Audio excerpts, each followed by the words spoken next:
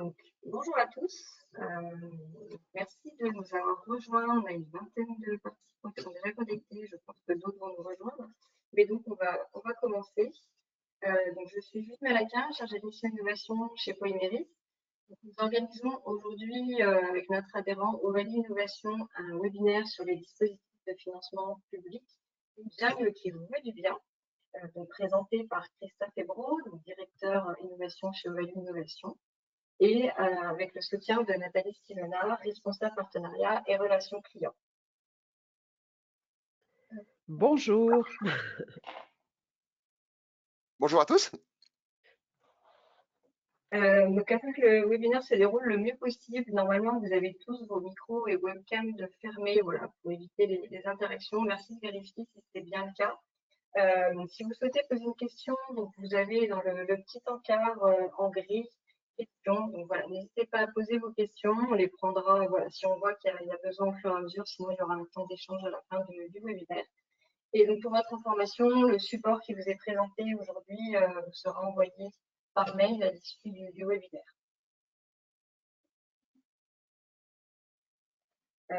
Donc je vais quand même vous présenter un petit peu Polyméris pour ceux qui ne connaissent pas. Donc Polyméris, c'est le pôle de compétitivité des caoutchoucs, plastiques et composites, donc qui est né de la fusion du pôle Elastopôle pour les caoutchoucs et Plastipolis pour les plastiques et composites en 2021. Donc, le rôle d'un pôle de compétitivité, c'est vraiment de rassembler sur un territoire identifié sur une thématique précise des entreprises qui vont de la start-up en passant par les PME jusqu'aux grandes entreprises, également des laboratoires de recherche et aussi des établissements de formation. Les pôles de compétitivité sont vraiment des moteurs de croissance et d'emploi. Et donc, notre mission, c'est vraiment de soutenir l'innovation en favorisant le développement de projets notamment collaboratifs, mais aussi individuels, donc de recherche et développement particulièrement innovants. Donc, nous allons accompagner le développement et la croissance de nos entreprises qui sont membres, grâce notamment à la mise sur le marché de produits, de services, voilà, de procédés qui sont issus de projets de recherche. Donc, chez Polyméris, nous avons défini 3 domaines stratégiques qui sont donc les matériaux avancés, l'économie circulaire et l'usine numérique. Et de ces 3 domaines, nous avons donc défini 12 thématiques que l'on juge prioritaires, donc sur lesquelles la plupart des projets vont être axés et sur lesquels également on va pouvoir faire une veille.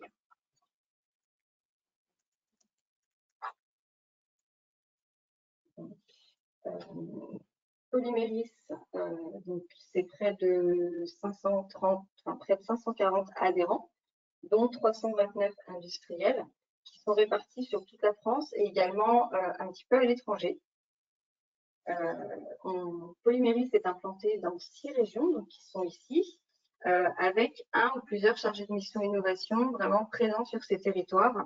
Ce choix a été fait pour vraiment, c'est une volonté de la direction pour avoir une véritable proximité avec nos adhérents, pour être au plus proche de vous, pour échanger, pour monter vos projets. Et donc, justement, en termes de projets, donc Polyméris avec Elastopôle et Plastipolis, c'est plus de 15 ans d'expérience. Et donc, on compte voilà, plus de 180 projets, notamment, qui ont été labellisés et financés ces 4 dernières années, avec 177 millions d'euros. Actuellement, donc, il y a 68 projets en cours et 35 projets européens. On a une grosse partie projets européens. Donc voilà, on n'a pas beaucoup de temps aujourd'hui, donc je vous invite à vous rendre sur notre site internet pour consulter notamment notre annuaire adhérent, notre annuaire projet, ou encore l'agenda des différentes actions que l'on met en place. Vous retrouverez également mes coordonnées à la fin de la présentation, donc n'hésitez pas à me contacter pour plus d'informations. Je ne vais pas prendre plus de temps, donc je vais laisser Christophe commencer sa présentation donc, sur la stratégie de financement de l'innovation. Merci à tous. Eh ben bonjour à toutes et à tous à nouveau. Déjà, merci de prendre le temps pour cet échange. J'ai coupé ma caméra parce qu'effectivement, pour que le son soit le mieux possible, moi, il était un petit peu haché. Donc, je l'ai coupé de façon à avoir un peu le meilleur son, que vous m'entendiez le mieux possible. Donc, je suis effectivement directeur business et innovation dans un cabinet qui s'appelle donc Ovalie Innovation. Donc, 2 minutes en quelques mots, donc, qui est Ovaly, hein. Donc, Ovaly, nous sommes un cabinet de conseil en stratégie de financement et d'innovation. Donc, on peut vous accompagner sur tous les aspects effectivement du financement, que ce soit bien sûr la définition de la stratégie de financement, qui est le grand sujet qu'on va évoquer aujourd'hui, la roadmap de financement, tout ce qui est obtention d'aide publique, innovation, BPI, Europe, etc., ou aide fiscale, CIR, levée de fonds, recrutement, etc. Bon, c'est pas le sujet de débat d'Ovalie ici, mais voilà, sachez que à votre disposition pour en parler après la réunion et effectivement regarder tous les aspects sur lesquels on pourrait vous accompagner.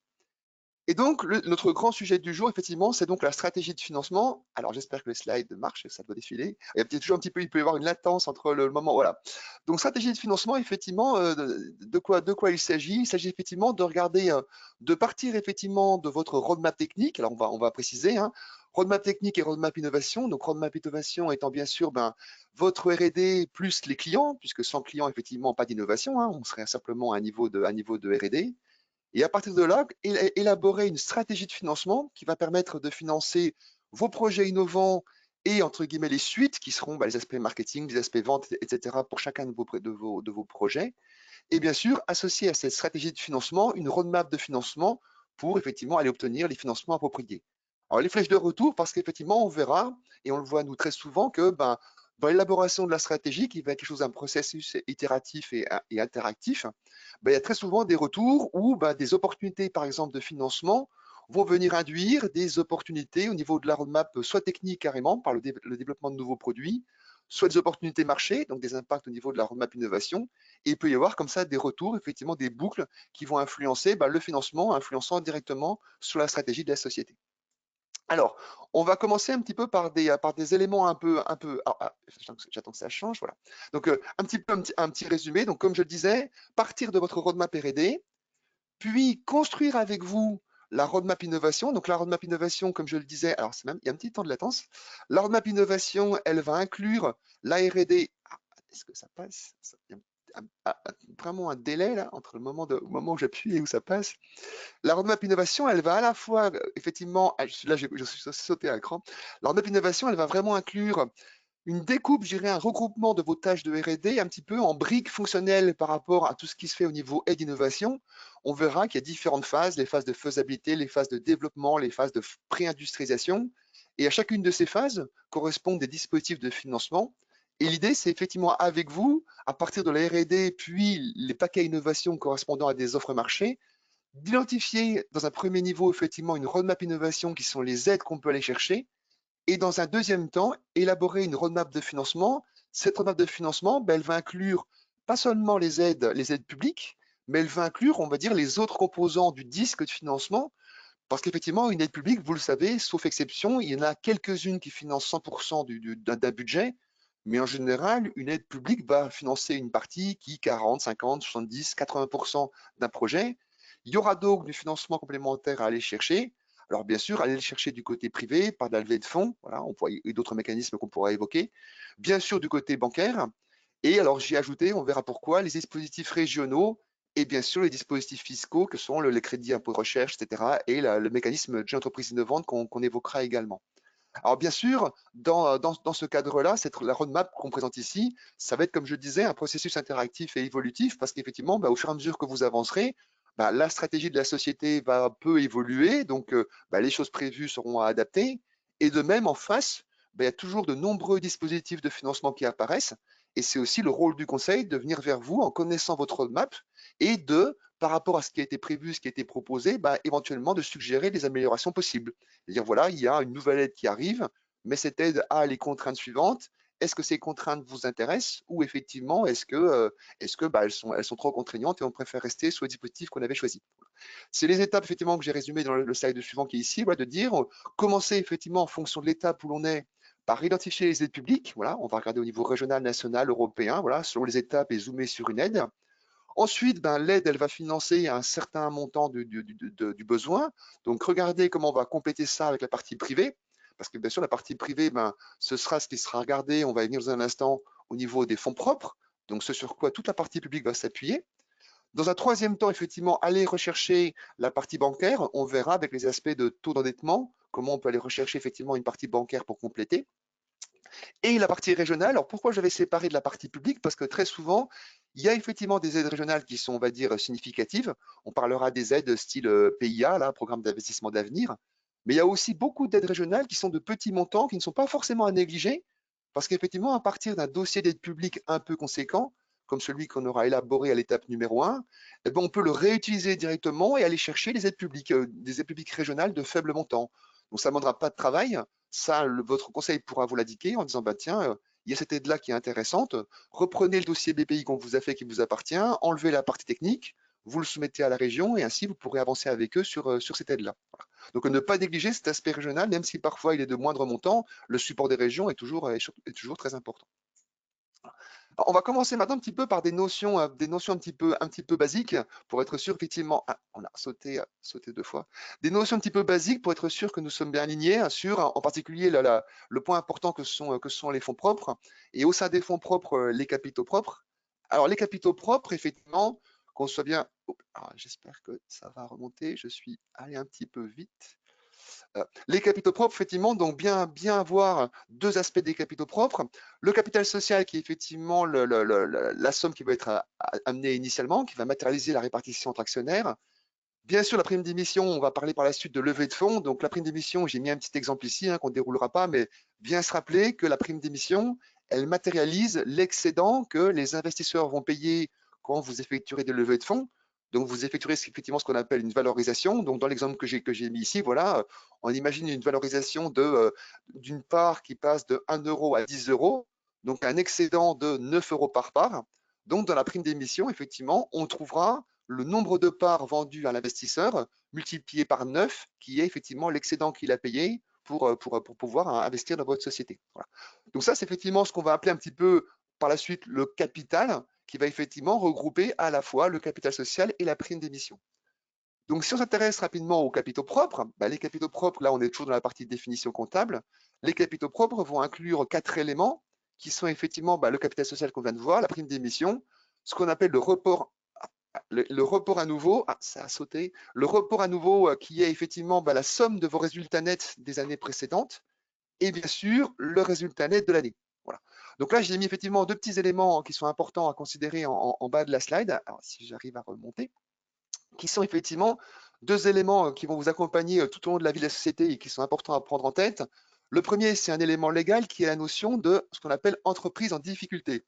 Donc, entreprise en difficulté, c'est effectivement au niveau légal quand le capital. Alors, je ne sais pas ce qui se passe si quelqu'un touche, mais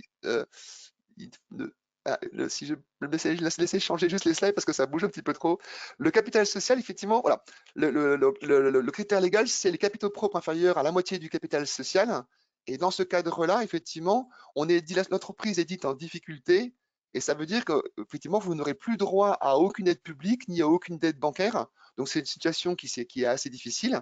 Mais le point sur lequel je voulais insister, c'est que vous connaissez peut-être cette règle légale, mais il faut savoir que BPI et les banques ne vérifient pas cette règle-là, mais vérifient la règle de est-ce que vos capitaux propres sont inférieurs à la moitié du capital social plus la prime d'émission.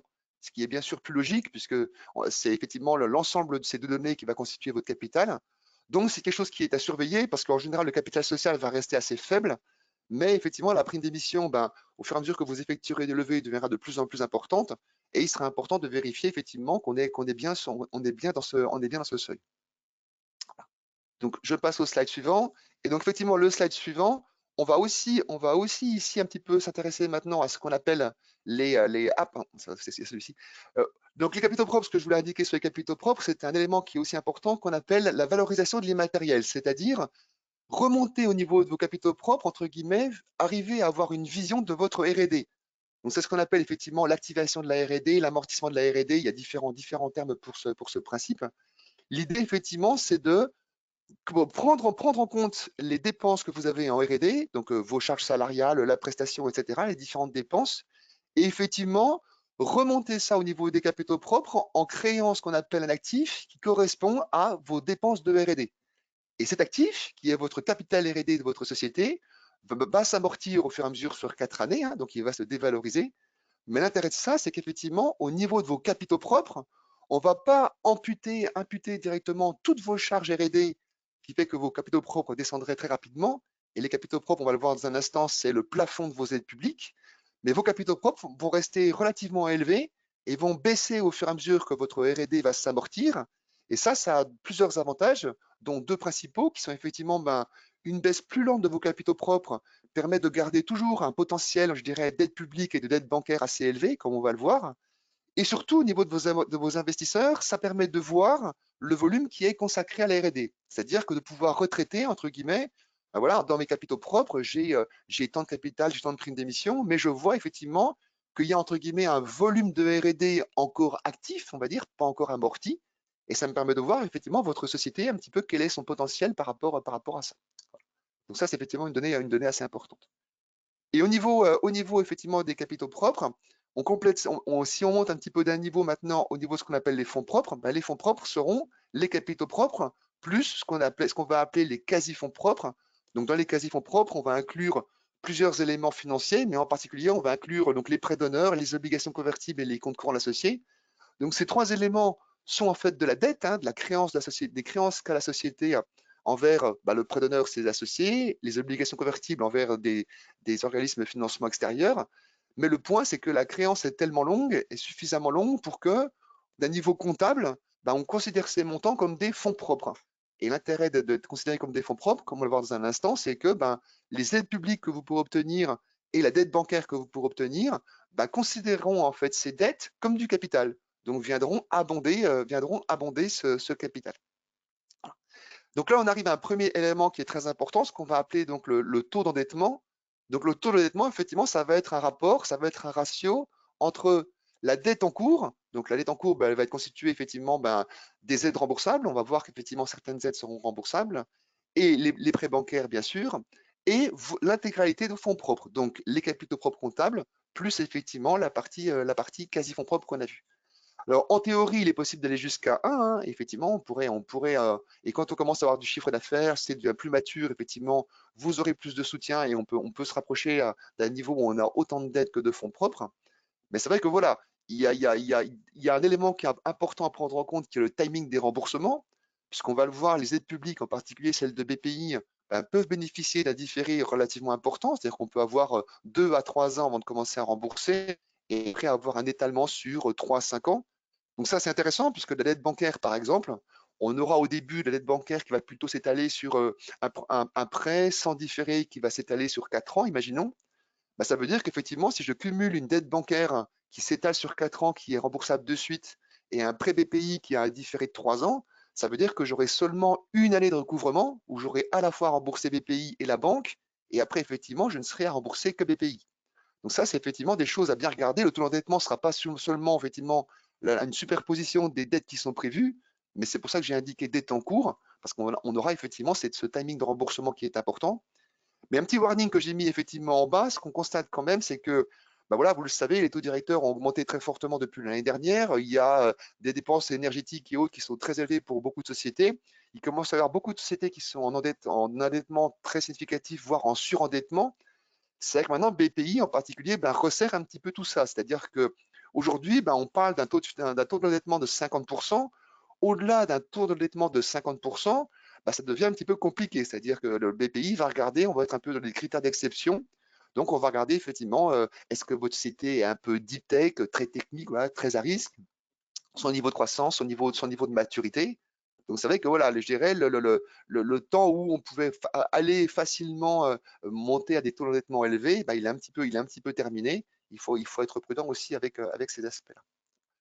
Alors ensuite, ayant parlé de cela, un petit peu avant de descendre. Alors à nouveau, le but de cette présentation, c'est pas vous faire une liste à l'après-vert de toutes les aides, mais vraiment donner un peu des tips sur les points importants sur lesquels il faut être vigilant.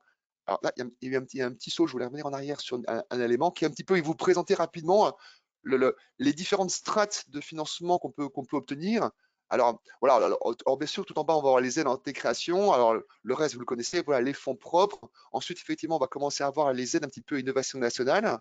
La dette bancaire, comme je l'évoquais, va venir par-dessus. Et effectivement, vont arriver après d'autres couches. Les aides régionales arrivent en général, effectivement, une fois que la société a commencé à démontrer un peu son potentiel d'innovation. On parlera de projets collaboratifs aussi. Bien sûr, les aides européennes qui arrivent souvent pour des sociétés plus matures. Et au-dessus de tout ça, alors pas forcément en timing, mais parce que ça vient en complément, les aides fiscales, effectivement, que j'évoquerai, comme le crédit impôt recherche, la jeune entreprise innovante et ce genre de choses.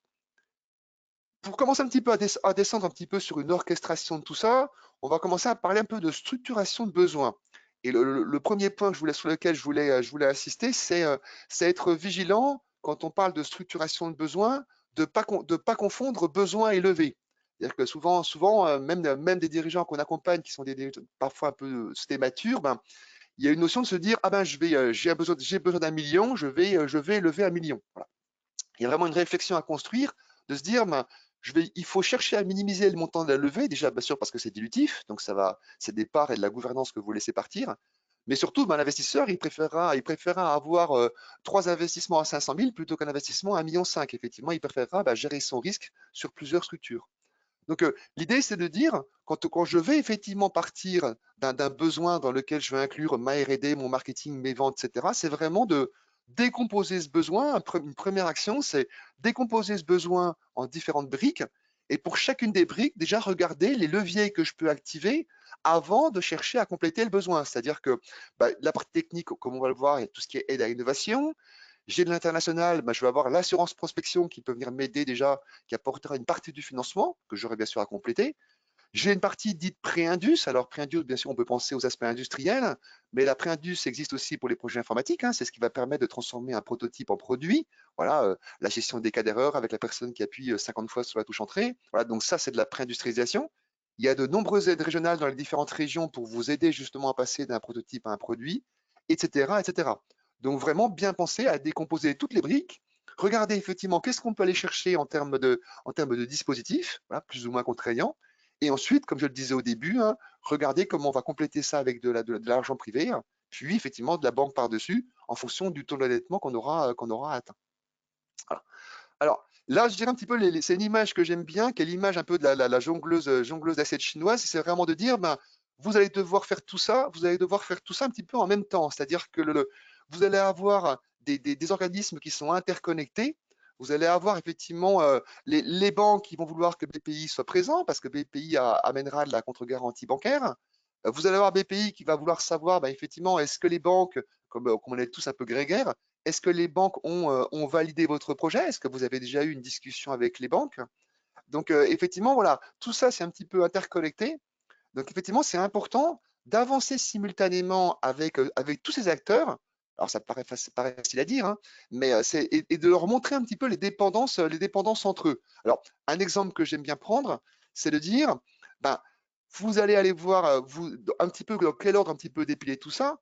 Ben, vous commencez par contacter une banque en prenant rendez-vous avec la banque en disant voilà, ben, je serai avoir un rendez-vous, mais ce rendez-vous, vous le prenez après le premier rendez-vous BPI. Voilà.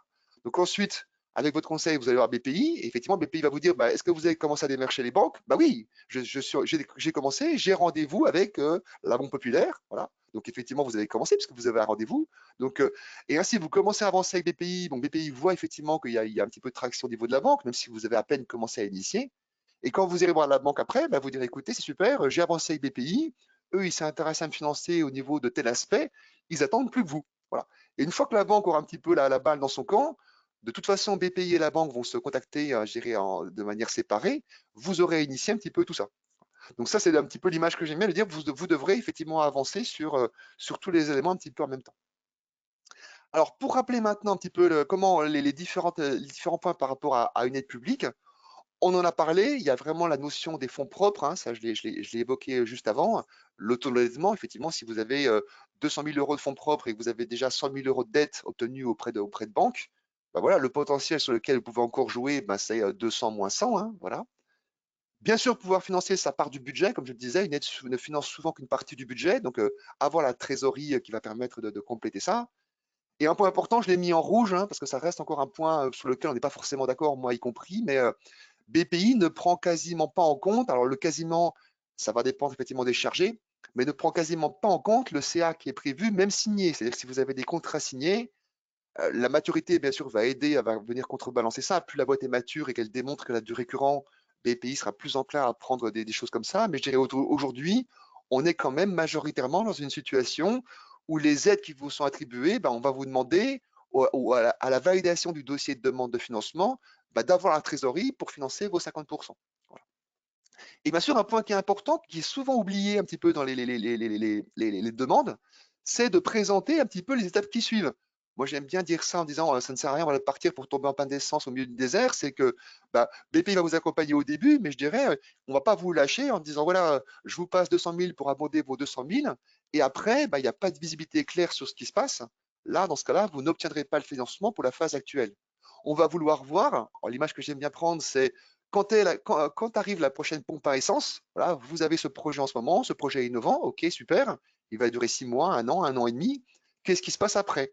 On doit pouvoir présenter qu'effectivement, à la fin des 6 mois, on aura atteint un prototype. Ce prototype, on aura cherché un petit peu des financeurs durant les 6 mois. Voilà, qui des business angels si on est au début, qui effectivement, voilà, du seed, un tour, etc. quand on est plus avancé. On aura rassemblé dans le démonstrateur qu'on a mis en place de quoi convaincre ces investisseurs, etc., etc. Ça, ce sont des points qu'on doit présenter en amont au moment où on demande l'aide pour la phase actuelle. Donc, bien présenter effectivement quels sont les critères qui nous permettront d'avoir un financement, le financement pardon, de l'étape suivante. Donc, c'est ce qu'on appelle effectivement l'incitativité. C'est un élément critique des aides publiques. C'est que l'argent que l'État vous donne, c'est pas seulement pour financer ce qu'il y a maintenant, c'est que ça vous permet d'atteindre l'étape suivante. Et ça, c'est extrêmement critique à atteindre, à décrire dans les dossiers. Donc, ensuite, un aperçu rapide un petit peu des différents types d'aides publiques. Alors, à nouveau, les grandes catégories, parce qu'effectivement, chaque catégorie a un petit peu ses spécificités. On va parler effectivement d'aide à l'innovation. Alors, les aides à l'innovation, bien sûr, c'est les aides qui vont être obtenues en amont, c'est-à-dire que aide BPI, aide régionale, aide européenne. Donc, vous présentez un projet et vous demandez un financement en amont, versus les aides fiscales qui sont effectivement des aides qu'on va obtenir, vous le savez sans doute, le crédit impôt recherche, vous l'obtiendrez après avoir dépensé. C'est-à-dire que vous dépensez durant l'année et à la fin de l'année, on présente le crédit impôt recherche et on le récupère. Versus effectivement les innovations qu'on aura avant. Après, autre type d'aide, bien sûr, un petit peu, cette fois, on va s'intéresser un peu à un périmètre, aide européenne versus aide nationale et aide régionale.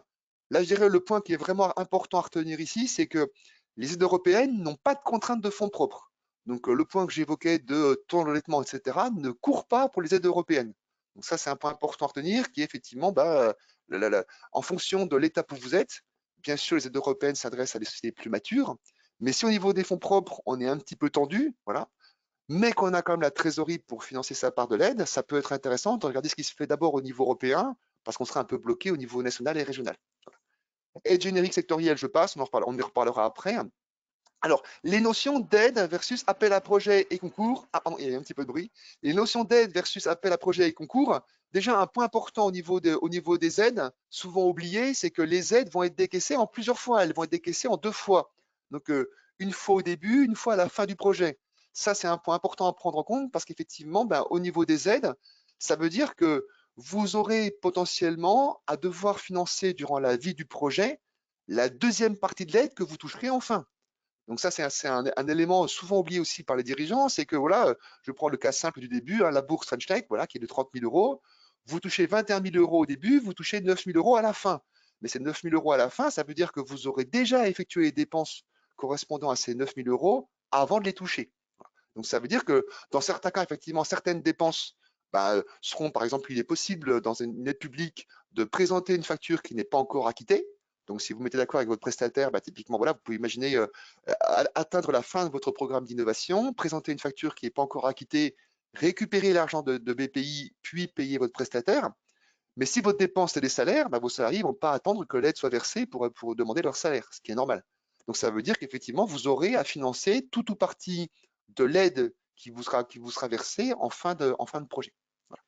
Effectivement, après, bien sûr, l'autre type d'aide, pour finir rapidement, les mécanismes que sont la subvention, effectivement, voilà, de l'argent gratuit, versus de l'avance récupérable, donc de l'argent qui sera remboursable, et un autre mécanisme que j'évoquerai un petit peu, qui est ce qu'on appelle le pré-innovation R&D, qui est une autre forme de financement. Voilà. Ce qu'il faut retenir, c'est qu'effectivement, il y a 2 de ces mécanismes sur 3, c'est-à-dire la subvention et l'avance récupérable, vont avoir un impact sur votre crédit impôt recherche, c'est-à-dire que vous allez recevoir de la subvention, donc quelque part, vous allez habiller Paul, mais après, vous allez déshabiller Jacques, puisqu'effectivement, ça va venir réduire votre crédit impôt recherche. Donc, ça veut dire qu'il peut y avoir des réflexions à faire à ce niveau-là, c'est-à-dire que j'ai un gros besoin de financement aujourd'hui, est-ce que c'est plus intéressant que je prenne de la subvention que je n'aurais pas remboursée, mais que ça fasse diminuer mon CIR? Ou alors, ben, je sais qu'effectivement, de toute façon, l'argent que j'ai aujourd'hui, c'est une aide. J'aurai à rembourser dans 3 ans. Dans 3 ans, j'aurai du chiffre d'affaires. Donc, peut-être qu'aujourd'hui, c'est intéressant de prendre quelque chose comme le PIRD. Alors, aujourd'hui, le taux, effectivement, a significativement augmenté, hein. Comme vous le voyez, on est à 4%. Prendre le PIRD, qui est un prêt donc, que je devrais rembourser avec en plus des intérêts. Mais par contre, le PIRD, lui, ne viendra pas impacter mon CIR. Ça veut dire qu'à date, je maximiserai l'argent en recevant effectivement une aide publique et en n'impactant pas mon CIR du montant de l'aide, je maximiserai mon capital aujourd'hui, enfin ma trésorerie aujourd'hui, mais bien sûr, j'aurai à rembourser plus tard. Voilà, donc ça, ce sont des choix effectivement qui sont à considérer. Donc, si on passe effectivement au slide suivant, là, on va commencer. Alors, peut-être, je vais passer rapidement là-dessus, hein, peut-être certains d'entre vous sont à des stades plus avancés de maturité. Là, je décris un petit peu rapidement ce qui est la première étape, qui va inclure des briques qu'on va retrouver tout au long de la vie des différentes sociétés. Bien sûr, quand on commence, en général, hein, sa société, premier élément, bien sûr, c'est l'apport personnel, voilà, l'argent qu'on va devoir amener, hein. Alors, est-ce qu'on fait un prêt personnel? Est-ce qu'on a du love money? Est-ce qu'on a un petit peu d'économie? Voilà. Donc là, j'ai juste rappelé un petit peu des points de vigilance, hein, que sont effectivement, comme je viens de l'indiquer, que l'aide qu'on va avoir sera décaissée en 2 fois. Donc, on devra financer la deuxième partie de l'aide. Et un point que j'ai omis aussi, n'oubliez pas la TVA, parce qu'effectivement, les aides que l'on présente, les programmes que l'on présente sont tous hors taxe. Donc, vous allez devoir, effectivement, si vous avez des prestataires, payer la TVA avant que votre comptable la récupère. Donc, ça veut dire pareil, tout ça, c'est de la trésorerie, c'est de l'apport à prévoir dès le début. Petit commentaire que j'ai mis aussi en orange, c'est effectivement le prêt d'honneur. Attention au prêt d'honneur, donc j'en parlerai un petit peu après. Le prêt d'honneur, pour rappel, pour ceux qui ne connaissent pas, hein, c'est effectivement un prêt que des régions ou des associations comme le réseau Entreprendre peuvent vous faire. Donc c'est tentant et qui est indépendant, je dirais, des montants qui sont amenés à côté. Donc c'est tentant de se dire, je me précipite là-dessus pour que ça constitue mon apport. Le prêt d'honneur, effectivement, ça va demander déjà d'avoir des choses qui tournicotent, on va dire, au niveau technique, des démonstrations un petit peu de concept et aussi de l'attraction au marché. Donc quand vous êtes au début de votre société, en général, vous n'avez pas ça. Voilà, donc vous précipitez à demander un prêt d'honneur au début, en général, c'est voué à l'échec parce qu'effectivement, vous n'êtes pas capable de démontrer qu'il y a déjà de l'attraction marché, il y a déjà un petit peu on va dire, des prospects ou des suspects qui sont intéressés plutôt par votre solution. Alors bien sûr, on a quand même des aides régionales en télécréation, hein. J'ai mis quelques exemples voilà, au niveau de quelques régions, hein. On a bien sûr la première aide BPI qui peut arriver, hein, qui est l'aide la plus commune, je dirais voilà, la bourse French Tech. J'ai évoqué aussi ce qu'on appelle la bourse French Tech Émergence, qui peut être intéressant dans le cadre d'une collaboration avec un laboratoire. Donc, on en reparlera pour les projets qui sont, on va dire, un petit peu avancés. Donc, la première aide, bien sûr, va venir compléter votre apport personnel. Alors là, j'ai voulu évoquer quand même les prêts bancaires. C'est vrai qu'effectivement, il y a encore un an et demi, les prêts bancaires, c'était encore quelque chose qu'on pouvait avoir au début. Là, je l'ai mis à présent, hein, comme voilà, du fait de l'évolution des taux directeurs, avoir des prêts bancaires au début, c'est très difficile. Voilà. Sans chiffre d'affaires, sans prêt d'honneur, qui vient amener une garantie en plus, ou sans lever, c'est extrêmement difficile d'avoir de la dette bancaire dès le début.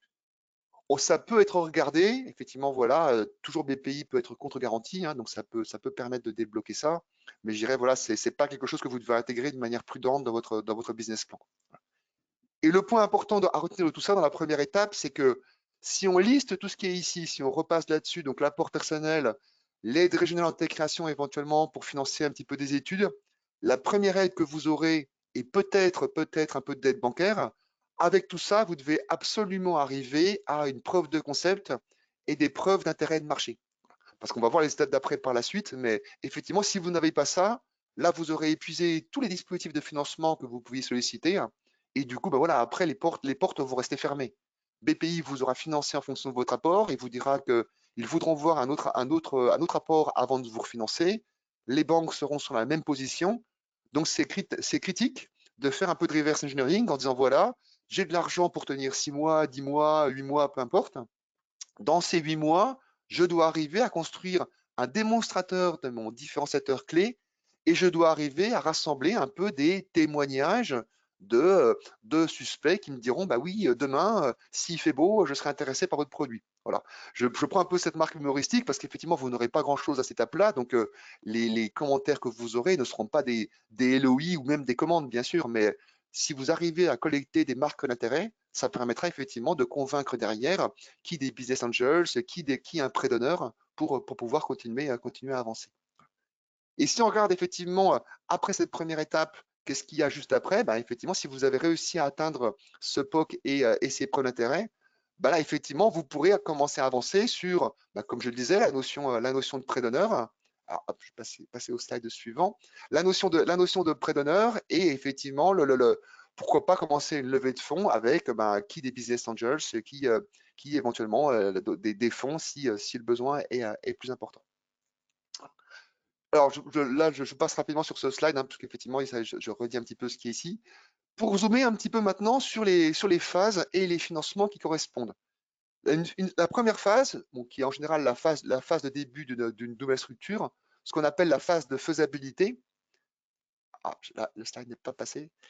La phase de faisabilité, c'est quoi? C'est effectivement la phase qui va vous permettre de vérifier les hypothèses critiques qui pourraient faire échouer le projet. Alors bien sûr, c'est en général la phase de début d'une société.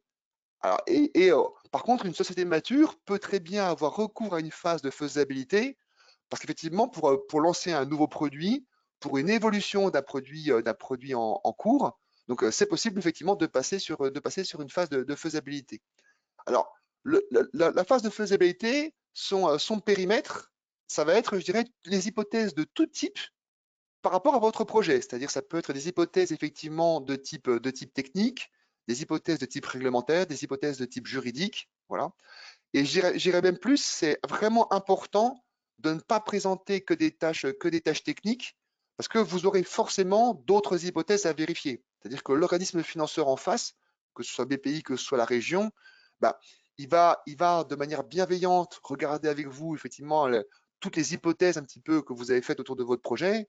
Et ce serait surprenant effectivement que tout soit vérifié, que les parties critiques, les parties juridiques, réglementaires, les parties propriété intellectuelle, tous ces aspects-là, effectivement, en général, il y a forcément un petit peu des lacunes de différents domaines. Et c'est l'occasion, la phase de faisabilité, de les renforcer. Voilà. Ça demande un apport moins important. On va le voir effectivement qu'on peut lancer une phase de faisabilité avec un coût un peu réduit. Ça, c'est effectivement intéressant pour des sociétés matures ou des sociétés qui effectivement n'innovent pas forcément. Beaucoup de PME, souvent un peu traditionnelles, n'ont pas encore pris le chemin de l'innovation parce que juste pas besoin. Ça peut être l'occasion de se dire, bah, tiens, mon produit, j'aimerais bien innover d'une certaine manière, que ce soit par la technique, par des usages, par la manière commerciale de le vendre, etc. Ça peut être l'occasion, une phase de faisabilité, d'aller investiguer un petit peu ces possibilités à moindre coût. Voilà. Mais comme je disais, on est normalement uniquement sur de l'investigation, c'est-à-dire que on va prototyper, on va juste tester les éléments pour vérifier nos hypothèses. Une phase de faisabilité, elle n'est pas là pour développer une version entière. On va chercher de l'expertise à l'extérieur, on est plutôt sur de la prestation, effectivement. On va pas forcément, si on commence à recruter des compétences, c'est qu'effectivement, bon, on s'est dit qu'on pouvait y aller. Donc la faisabilité, elle est un petit peu déjà validée. Et effectivement, la logique, c'est de se dire, on ne va pas faire de phase de faisabilité à la suite. Si une phase de faisabilité permet de vérifier des hypothèses, bah, on est censé ensuite faire une phase de développement, effectivement, pour les produire. Si je passe maintenant au slide suivant et la phase de développement, là, pour le coup, on va vraiment être dans la réalisation. C'est-à-dire que une société jeune peut carrément démarrer par une phase de développement. Voilà, c'est-à-dire que si effectivement vous avez vérifié les hypothèses de faisabilité, vous pouvez d'entrée présenter à BPI un programme de développement. Voilà. Et bien sûr, pour une société un peu plus mature, bah, il s'agit effectivement de présenter qu'on va faire une nouvelle phase R&D si on est sur la continuité d'un produit existant, ou alors pourquoi pas le lancement d'un nouveau produit.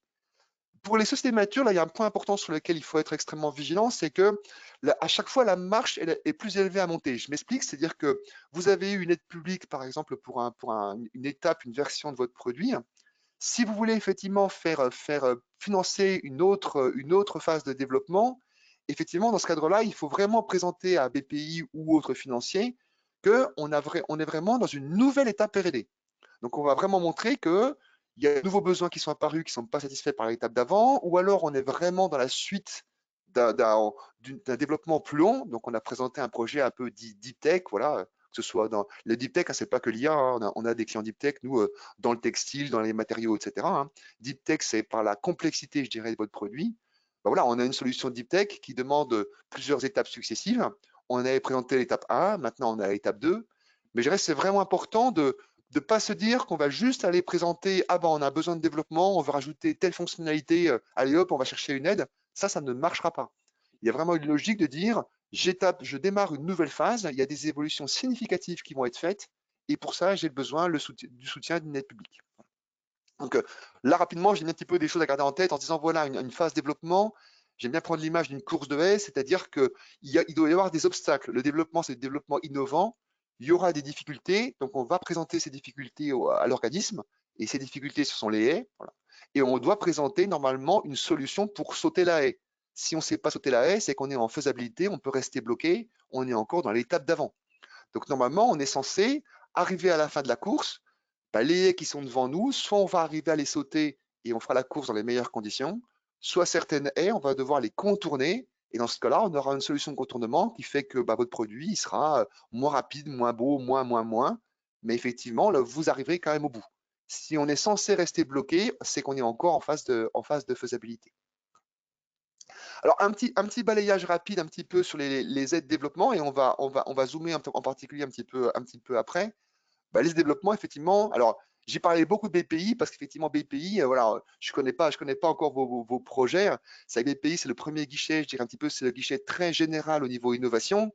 Bien sûr, après, il y a moult aides, effectivement, développement spécifique, que ce soit chez BPI, avec les différents appels à projets, mais bien sûr, il y a aussi tout ce qui est aide sectorielle, avec voilà, qui l'ADEME pour l'énergie, qui le CNC pour le cinéma, etc. Donc, après, voilà, dans votre domaine de la plasturgie, il peut y avoir moult, selon l'endroit où effectivement votre produit est utilisé, on sera chez BPI, on sera pourquoi pas sur l'ADEME si on vient dans des, je sais pas, des dispositifs de motorisation ou d'autres choses. On peut très bien être dans des guichets plus spécifiques selon les applications effectivement qui sont faites de vos dispositifs. Voilà. Là, j'ai rappelé rapidement un petit peu les différents points quant à l'avance récupérable, le pays R&D, donc je vais pas les rebalayer. C'est plus un petit peu des informations générales. Mais comme je le mets un petit peu en bas, attention, toujours le fait qu'au minimum, vous aurez un décaissement en 2 fois, c'est-à-dire qu'une aide classique, vous aurez, comme je l'ai dit, une partie au début, une partie à la fin. Si on est sur des appels à projets, des AMI, donc appels à manifestation d'intérêt, si on est sur des concours, là, ce sera même, entre guillemets, pire que ça. Vous aurez des décaissements partiels tout au long de la vie de votre projet, donc un décaissement initial, souvent de 20 à 30%, puis un autre décaissement au bout d'un certain temps quand vous en ferez la demande. Mais il faut savoir qu'à chaque décaissement, entre guillemets, vos taux d'endettement sera regardé, vos fonds propres seront regardés, c'est-à-dire qu'on va vérifier que par rapport à vos taux d'endettement, l'aide que vous avez déjà perçue pour la partie remboursable et l'aide que vous percevez maintenant, que vous venez de demander, voilà, est-ce qu'on reste dans un bon taux d'endettement par rapport à vos fonds propres à l'instant présent? Donc, si vos fonds propres ont diminué significativement par rapport au moment où vous avez fait la demande, attention, parce qu'on peut se retrouver dans une situation de blocage où vous ne pouvez pas arriver à débloquer la prochaine partie de l'aide. Voilà. Donc ça, c'est des éléments également très importants à prendre en compte dans la stratégie de financement, l'évolution de vos fonds propres par rapport à le déblocage simplement d'une aide qui a déjà été obtenue. Voilà. Si on a un petit peu une vision un petit peu générale, sur le slide suivant, je dirais des différentes étapes. Alors là, pareil, c'est un petit peu des informations générales, je vais pas les balayer toutes, c'est pour que vous ayez un petit peu un aperçu à nouveau des possibilités.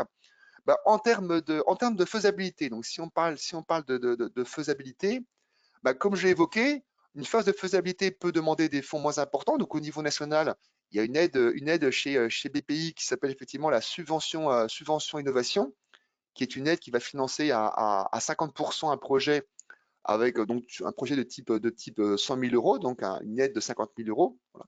Donc, ça permet effectivement pour une société qui veut, une PME par exemple, qui veut se lancer dans l'innovation, d'investiguer un petit peu à moindre coût. Par contre, voilà, il faut savoir qu'au niveau des régions, j'ai évoqué un petit peu au début un programme qui est les programmes, donc le PIA4, les programmes d'investissement d'avenir. Les régions déclinent maintenant des programmes de faisabilité qui sont extrêmement intéressants. Donc, il y a vraiment une volonté des régions d'aider les sociétés à investiguer de nouveaux chemins d'innovation. On va retrouver des subventions, comme je l'indique en orange, un PIA4 faisabilité, des subventions de 50%, donc le même régime que BPI propose toute l'année, mais pour des aides allant de 75 000 euros à 500 000 euros, tout en subvention. C'est-à-dire qu'effectivement, on va pouvoir présenter des vagues de faisabilité de budget de 150 000 jusqu'à 1 million. Donc, ça veut dire 1 million pour investiguer un prochain produit.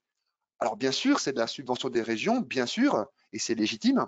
il faut qu'il y ait un impact fort sur la région, hein. C'est-à-dire voilà, un nombre significatif de recrutements et ou une implication de l'écosystème régional. Voilà, vous allez faire travailler des partenaires régionaux et où vous allez déployer votre solution pour des pilotes au niveau de la région qui lui donnera un avantage, etc., etc. Mais vous le voyez, je dirais de base, on peut se lancer dans l'innovation à des coûts réduits avec effectivement une subvention qui, de votre côté, vous permettrait de mettre 50 000 pour récupérer 50.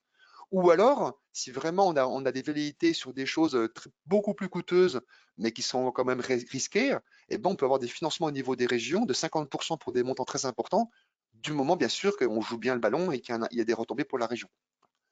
En dessous, j'ai présenté rapidement, je ne détaillerai pas toutes, mais un petit peu pour vous donner un petit peu des idées sur qu'est-ce qu'on peut attendre en termes de financement au niveau du développement. Voilà, vous le voyez qu'en général, les 2 premières aides, ce sont des aides effectivement qui sont disponibles toute l'année auprès de BPI. Voilà, on est plutôt sur des financements à 50%, voilà, de l'ordre de 50%, avec des fois des parties qui sont en subvention. En dessous, j'ai indiqué des concours. C'est clair que les concours, effectivement, les taux de financement sont bien plus élevés. Mais le concours, voilà, comme vous le savez, effectivement, là où les aides classiques BPI, les 2 premières que je présente, il s'agit d'échange de vous avec BPI et de présenter votre projet et d'échanger avec un ou une chargée quant à l'intérêt de ce projet. Quand on est sur un concours, effectivement, voilà, on d'abord le meilleur projet du monde, ça se compense, et le meilleur dossier du monde. Si en face, on se confronte à un projet qui est j'ai la pilule pour guérir le cancer, on a déjà perdu. Voilà. Donc, c'est vrai que le concours, c'est intéressant à envisager. Nous, on propose des logiques de plan B, c'est-à-dire on fait un concours, mais derrière, on est en tête d'une autre aide plus sécurisée dans le cas où le concours ne va pas au bout. Voilà. De façon à ce qu'effectivement, on vise un concours avec 60% de financement, en subvention, c'est génial, mais si on n'a rien, on est bloqué. Donc, on met en place un plan B en se disant, tiens, voilà, finalement, j'aurai une aide BPI de 50%, c'est moins sexy que 60, mais ça permet d'avancer. Voilà. Donc, il y a toute cette logique de dire, dans la stratégie, je vais viser aussi des choses plus risquées, plus intéressantes, parce que j'ai le projet pour y aller, comme les concours, mais derrière se dire, comment je sécurise un plan B de façon et que mon BP prenne en compte ce plan B et je le bonifie si j'ai accès au plan A, mais que je ne parte pas sur, voilà, je vais avoir un concours à iLab avec 60% de subvention et 600 000, et au final, je ne l'ai pas et je suis planté et je n'ai pas d'autre solution. Donc c'est un petit peu ce sur quoi je voulais vous sensibiliser un petit peu ici au niveau des différents types de financement. Alors bien sûr, après, il y a d'autres types sur le slide suivant. Voilà, là, j'ai parlé effectivement beaucoup de la partie innovation. Il y a bien sûr des aides pour vous aider à finaliser une levée de fonds, ce qu'on appelle les prêts d'amorçage. Voilà. Des logiques d'aide qui sont plus en prêt pour vous aider à industrialiser. Effectivement, donc industrialiser, hein, au niveau industriel, on voit bien. Au niveau logiciel, effectivement, c'est quand vraiment on est sur la partie, voilà, on a son produit, tout ce qui est scale-up, etc., déploiement sur le cloud, service SaaS, etc. Donc, on peut avoir des aides aussi sur ces parties-là.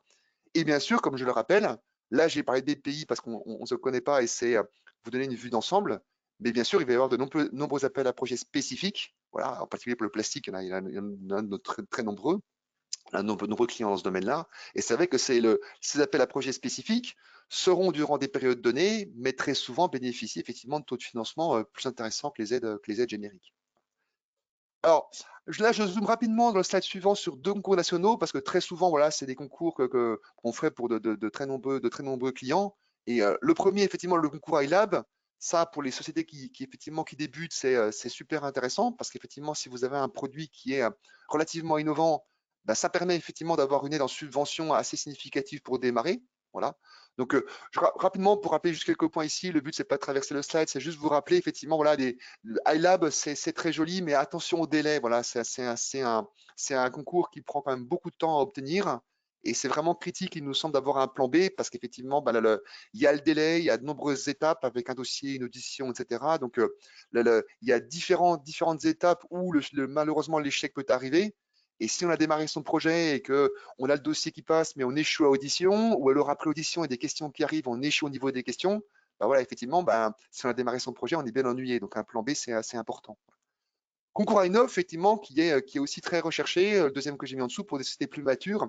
Donc là, attention, voilà, nous, on recommande vraiment, c'est un concours qu'on connaît bien et on est plutôt très bon, mais voilà, le choix qu'on a fait, c'est de présenter à chaque fois des sociétés plutôt matures. C'est-à-dire que l'Innov, c'est pas juste, j'ai un projet innovant et je vais chercher de la subvention pour 1 à 5 millions. Non, c'est un petit peu le projet de la société. C'est-à-dire qu'avant, j'ai fait plusieurs aides j'ai structuré un petit peu une démarche d'innovation, et là maintenant, je mets tout ça en musique, ou alors c'est mon gros projet, et c'est ce que je vais présenter. Voilà. La petite nouveauté de l'année, c'est qu'effectivement maintenant, BPI, qui est très friand de projets un peu très innovants, permet de présenter ce concours plusieurs fois. Donc il est possible effectivement d'avoir plusieurs fois une aide qui est juste super intéressante.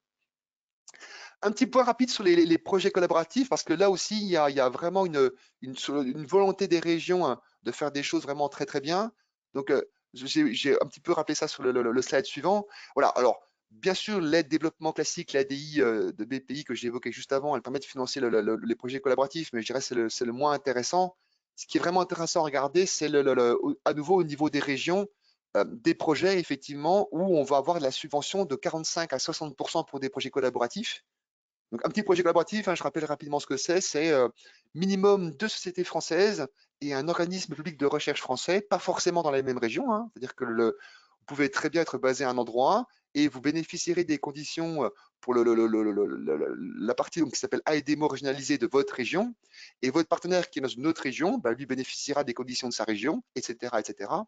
Et là, comme vous le voyez, on est sur des financements quand même, donc pour des budgets de 1 à 4 millions.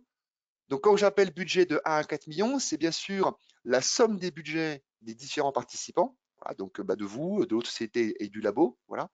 Et bien sûr, dans le budget, on prend en compte la partie de l'aide. C'est-à-dire que, imaginons, voilà, vous êtes une PME, vous présentez sur un budget de 3 millions, je dis n'importe quoi, vous présentez 1 million.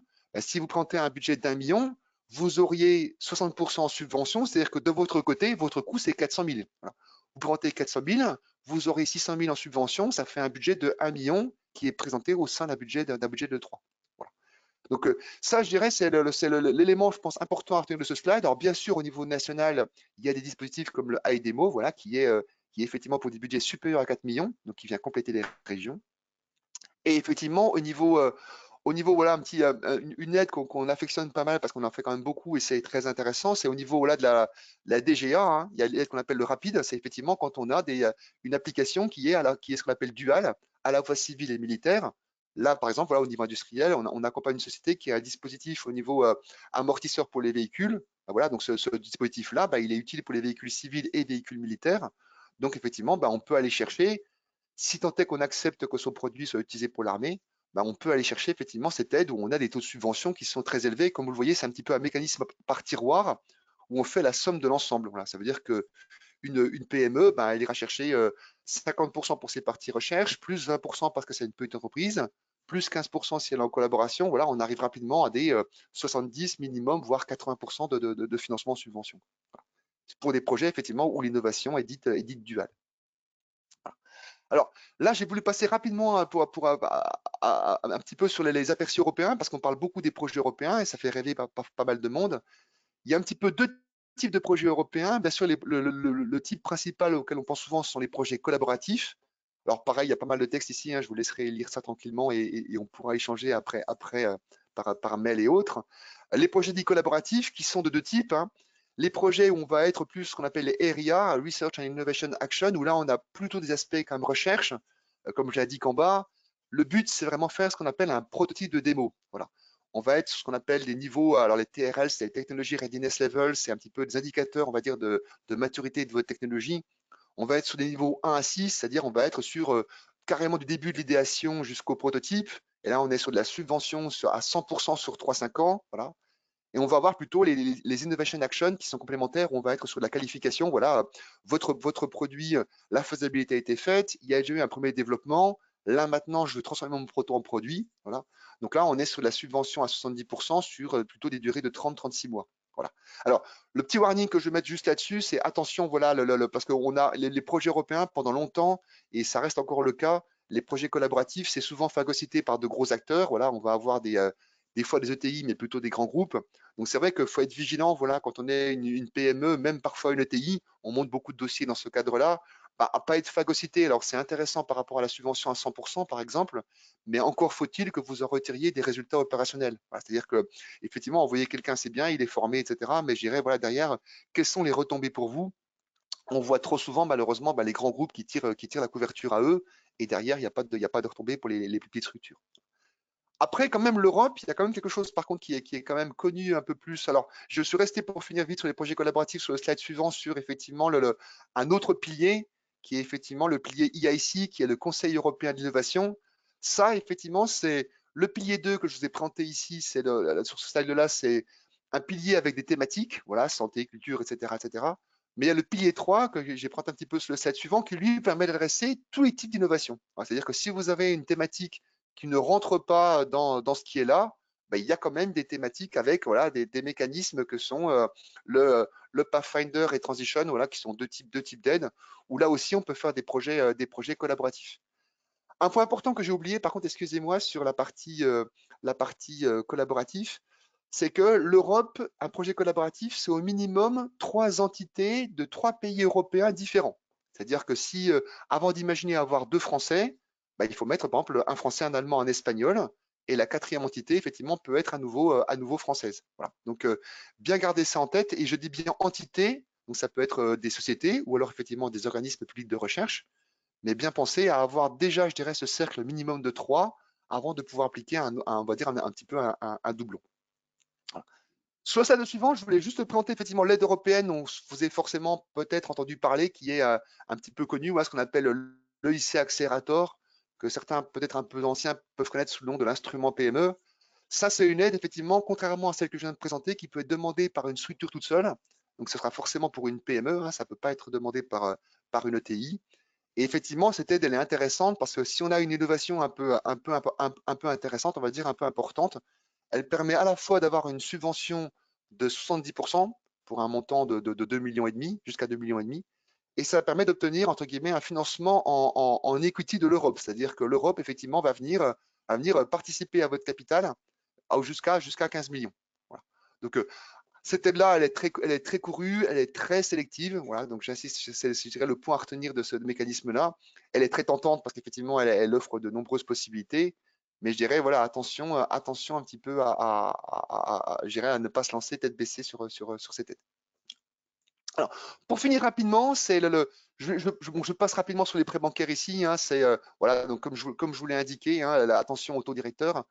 Le point que j'aime bien mettre en avant ici, que je vois malheureusement un peu trop souvent, c'est ne pensez pas quand vous demandez un prêt bancaire qu'effectivement, voilà, le banquier, c'est ce qui l'intéresse. Le banquier, lui, ce qui intéresse, ce sont vos flux.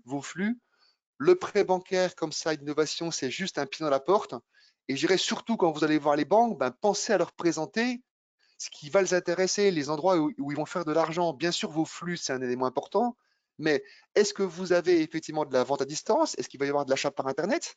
Le banquier il pourrait se positionner par rapport justement à son terminal de vente à distance. Est-ce que vous allez aller à l'international? Est-ce que le banquier pourra faire de la conversion de devises? Voilà, je dirais quand vous présentez votre projet, pensez à mettre en avant ces éléments-là qui sont souvent oubliés, quoi. Le prêt du banquier, voilà, j'ai mis 2%, maintenant c'est vrai que ça a significativement augmenté, j'ai oublié de changer le taux, mais voilà, c'est pas le taux à 7% aujourd'hui, même s'il est très élevé, vu que lui va déjà payer l'argent très très cher, c'est pas ce qui va le convaincre d'investir chez vous.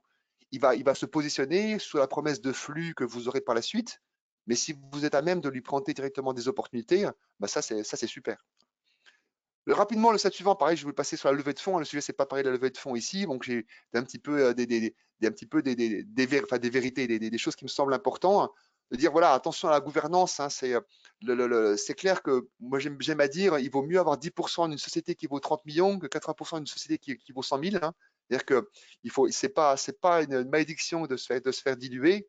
Effectivement, si votre société effectivement attire des capitaux, c'est parce qu'effectivement, elle est promise à un plus gros potentiel. Voilà. Et c'est vraiment important d'accélérer. J'aime bien reprendre l'exemple de Dailymotion et de YouTube, puisque c'est quand même Dailymotion qui est à l'origine et c'est YouTube qui a ramassé l'argent. Voilà. Et surtout, voilà, le fait, comme je le disais au début, de privilégier l'argent non dilutif, voilà, au maximum pour rassurer les gens et montrer tout ce qui est traction de marché. Alors, avant de laisser la place aux questions, je voulais juste passer rapidement sur je vais sauter rapidement 2 slides pour arriver un petit peu à la partie pour terminer sur la partie structuration du besoin et crédit impôt recherche. La structuration du besoin, pour rebondir un petit peu sur ce que j'avais dit au début, j'ai mis un petit exemple ici. Alors, c'est le slide encore suivant. Hop, alors je me permets de sauter. Voilà, bon, ça, je vous laisserai regarder à votre disposition pour parler de ces sujets-là. J'ai évoqué d'autres mécanismes de financement comme ce qu'on appelle les X for Equity. voilà, souvent on pense en termes de levée de fonds au mécanisme où voilà, j'ai de l'argent qui arrive et je cède départ.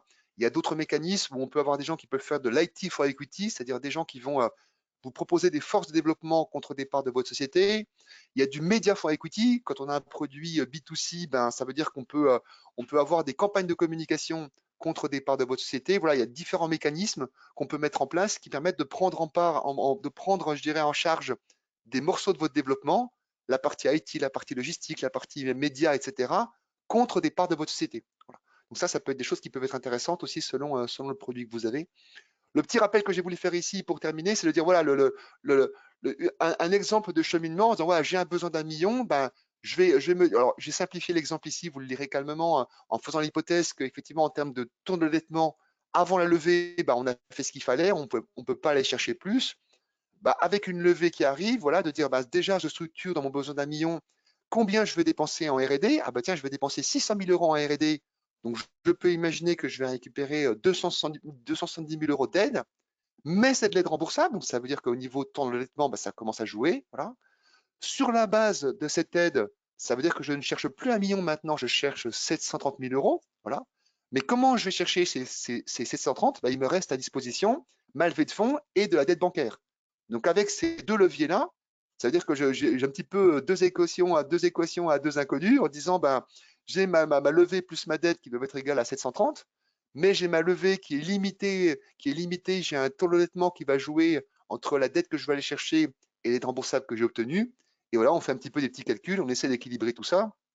Et en bas, on arrive à des scénarios comme j'ai décrit en disant, on peut avoir un scénario un peu optimiste où on se dit qu'on arrive à obtenir en dette autant que ma levée. Voilà, vous voyez, j'ai mis levée 500, aide remboursable 270 et dette 230.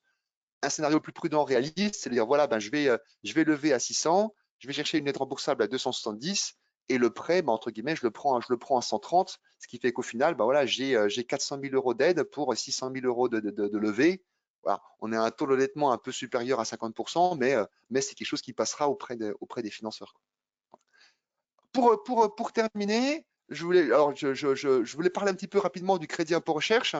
Et alors, ici, un petit rappel que vous connaissez sans doute tous, hein, vous le regarderez pareil calmement sur les notions de taux du crédit impôt recherche, hein, les notions de, voilà, c'est 43% des salaires, ça peut monter plus avec des jeunes docteurs, etc. Mais surtout, ce que je voulais montrer ici, c'était un exemple que vous lirez calmement qui est juste après, et je me taire pour laisser place aux questions. Souvent, j'ai des dirigeants qui me disent, oh là là, l'avance récupérable, c'est pas intéressant. Je préfère avoir de la subvention. Alors bien sûr, tout le monde a envie d'avoir de la subvention, hein. C'est pas intéressant, c'est de l'argent que je vais rembourser, c'est juste un prêt qu'on me fait, etc. Bon, déjà, effectivement, il faut voir que c'est un prêt qu'on vous fait à un instant, vous n'avez pas peut-être pas forcément les capitaux, donc c'est aussi intéressant de se dire, ah bah tiens, ça me permet d'avancer. Mais j'ai voulu vous dérouler un exemple ici en vous disant, voilà, c'est quand même intéressant quand on combine ça avec le CIR.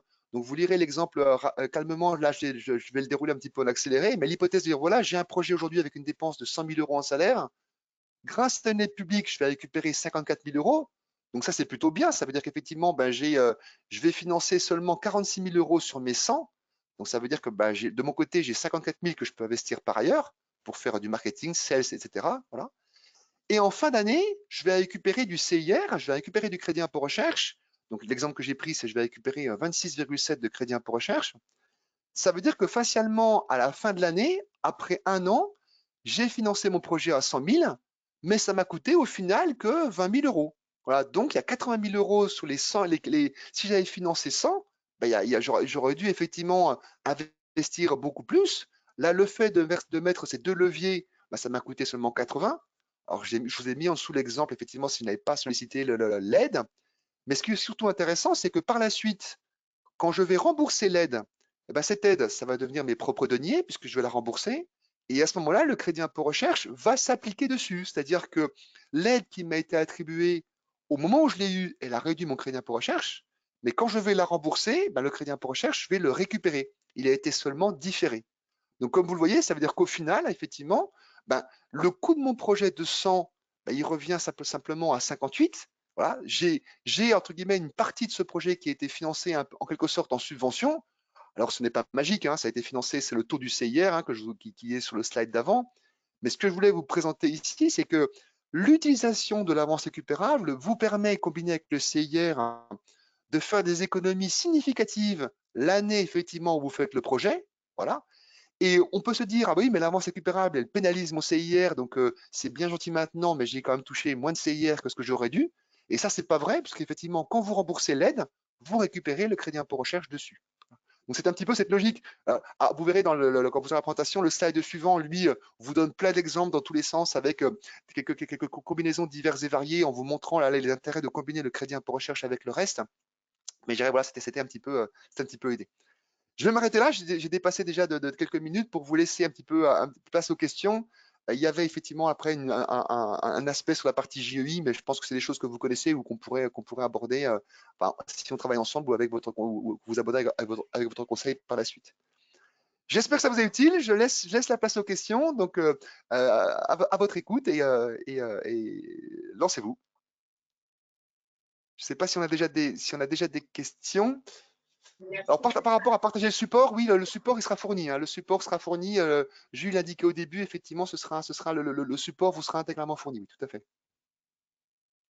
Voilà, merci Christophe pour cette présentation. A priori, ça a été très clair parce qu'effectivement, on a pour l'instant une seule question sur le support. N'hésitez pas à poser vos questions. Après, effectivement, on a conscience que vous avez parfois des projets dont vous ne voulez pas parler devant tout le monde. Donc, c'est pour ça qu'en fin de présentation, on vous a indiqué tous nos mails.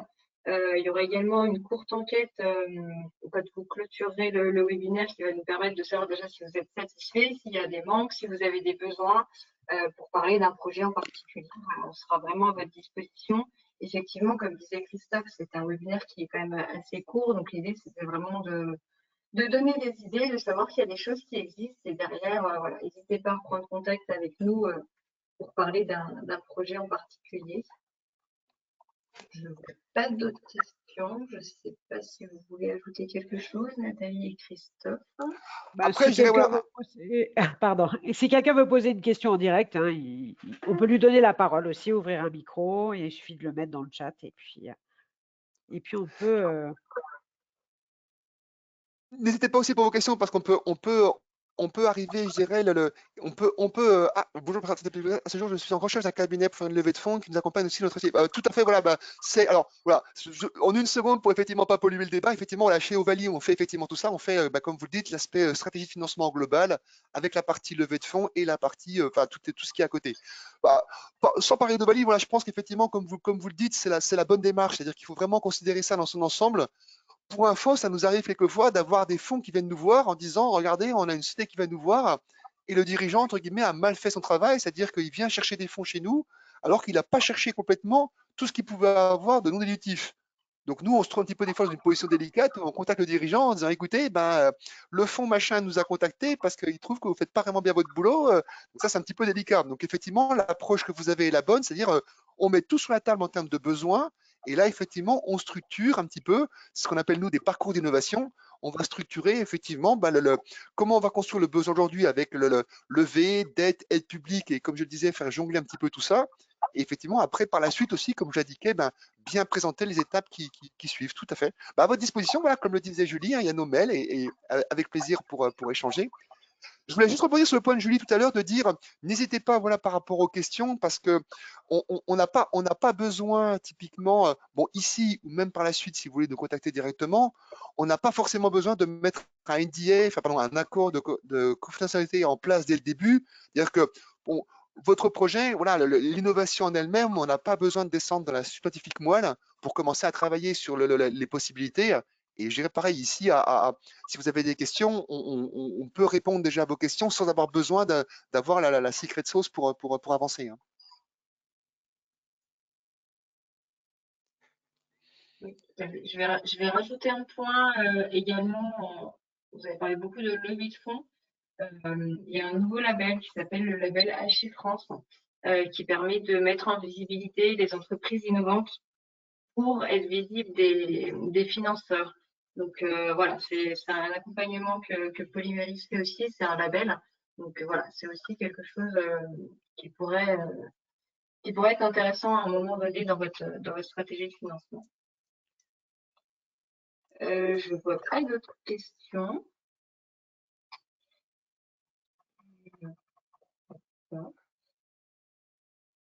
n'y a pas d'autres Alors, questions. j'espère que ça a été clair. Alors, sinon, si je me permets d'en revenir encore sur, hop, sur l'avant-dernier slide. Ah, mince, la présentation a été coupée. Voilà. Ça aussi, pareil, c'est une volonté, quelque chose qu'on a lancé il y a quelques années, qui avait très, très bien marché, puisqu'on avait eu, je sais plus quoi, 180 000 partages LinkedIn. On propose, en fait, donc là, vous pouvez le prendre sans aucune obligation, sans rien avoir à faire, hein. On a essayé de mettre en place un guide du financement collaboratif. C'est-à-dire que ce guide, ben, il est disponible sur notre site. Vous pouvez le récupérer en PDF, voilà, et vous aurez votre version. Mais la volonté, c'est effectivement de se dire, ben, ça, c'est notre vision qu'on a montée avec un client qu'on accompagne depuis longtemps à UrSuite, là, qui est aussi dans le recrutement. C'est notre vision, voilà, de la stratégie de financement. Et ben, l'idée, c'est de le proposer en collaboratif et que ceux qui veulent l'enrichir, entre guillemets, ben, viennent l'enrichir. Voilà, c'est-à-dire, de par vos expériences, dire, ah ben tiens, vous, Ovalie, vous avez vu ça. Moi, dans mon cas, pour cette aide-là, il m'est arrivé cet épisode-là. Et l'idée, c'est, alors aujourd'hui, c'est encore sur un modèle où la première version, on l'avait mis au début en accès libre. Et malheureusement, voilà, il y a un petit peu des chambardements dans la structure de documents. C'était un vite compliqué. Donc là, on est sur une passe où ben, vous faites des commentaires et on intègre vos commentaires au fur et à mesure. Et après, l'idée, c'est d'arriver quand même à quelque chose de beaucoup plus interactif.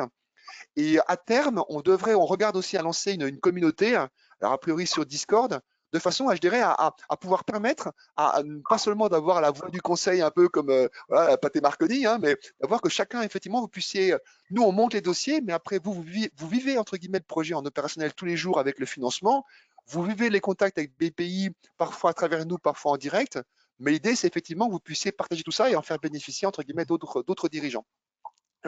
Alors, je vois, est-il possible de justifier dans un dossier de subvention des factures charges déjà engagées? Alors ça, normalement, non. C'est-à-dire qu'effectivement, une aide à l'innovation, vous devez effectivement présenter les dépenses avant qu'elles soient engagées. Après, je dirais, voilà, si vous avez commencé à travailler avec quelqu'un, est-ce que c'est seulement un acompte qui a été présenté? Dans ce cas-là, ça peut se discuter. C'est-à-dire que s'il y a seulement l'acompte, il est perdu, mais le reste de la facture, par exemple, peut être gardé. C'est pour ça qu'effectivement, il faut vraiment déposer les demandes au plus tôt, parce que dans la notion d'une demande, il y a la date de dépôt, effectivement, et il y a la réponse de l'organisme. Et ce qui fait foi, c'est la date de dépôt du dossier. C'est-à-dire que toutes les dépenses qui sont faites à partir de la date de dépôt seront retenus par l'organisme si vous obtenez le financement à la fin. Donc c'est effectivement très important de pouvoir effectivement déposer au plus tôt. Une réponse Thomas là, ouais, j'ai répondu. Voilà, donc je ne sais pas si j'ai répondu à votre question, enfin, François. Voilà, je dirais c'est de principe sur une aide à l'innovation. Normalement, effectivement, on doit déposer la demande avant d'engager les dépenses. Tout à fait.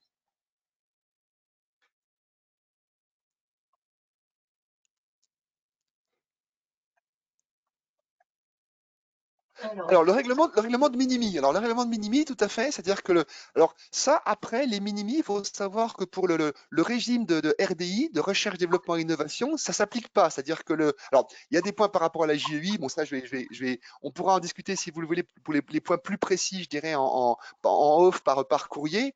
Mais je dirais pour les aides que j'ai présentées ici, effectivement, pour tout ce qu'on appelle le régime de RDI, donc tout ce qui est partie recherche, développement et innovation, on n'est pas impacté par les minimi.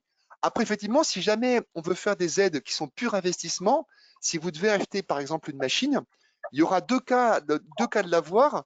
Soit effectivement cette machine, on la présente dans le cadre d'un projet de R&D, et dans ce cas-là, ce qui va être pris en compte dans le projet de R&D, c'est pas le coût de la machine, c'est l'amortissement de la machine durant la durée du projet.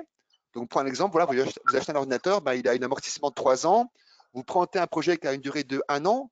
Donc, dans ce projet de durée de 1 an, on va retenir un tiers du coût de l'ordinateur, qui est l'amortissement durant la durée du projet. Voilà. Mais si effectivement vous le présentez purement en investissement, là, on ira chercher plutôt des aides à l'investissement. Et dans ces aides à l'investissement, effectivement, là, il y aura des notions de minimi qui peuvent jouer, tout à fait. Ouais. Mais pour tout ce qui est régime de RDI, donc le RDI, en fait, les minimi ne s'appliquent pas.